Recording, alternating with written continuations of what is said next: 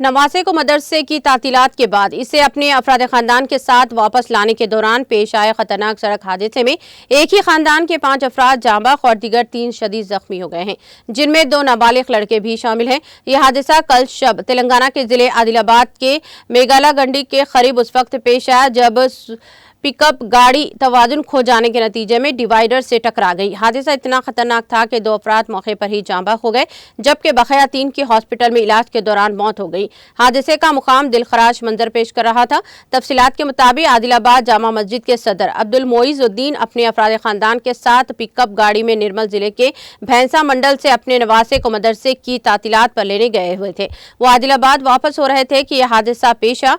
जाँ बहक अफराद में आदिलाबाद जामा मस्जिद के सदर 65 साल अब्दुल मोइजुद्दीन, उनके दामाद 40 साल ख्वाजा मोइनुद्दीन, 11 साल मोहम्मद उस्मानुद्दीन, 13 साल फरीदुद्दीन और 5 साल मोहम्मद अली शामिल हैं, जबकि 48 साल आयशा आफरीन, 8 साल इकरा और 10 साल मोहम्मद सईद शदीद जख्मी हो गए। इत्तला मिलते ही पुलिस वहां पहुंची और जख्मियों को तीनों को 108 एम्बुलेंस के जरिए इलाज के लिए रिम्स हॉस्पिटल मुंतकिल किया गया, जहां वो जेर इलाज हैं। लाशों को रिम्स हॉस्पिटल के मुर्दा खाना मुंतकिल कर दिया गया। पुलिस ने इस सिलसिले में एक मामला दर्ज करके जांच शुरू कर दी।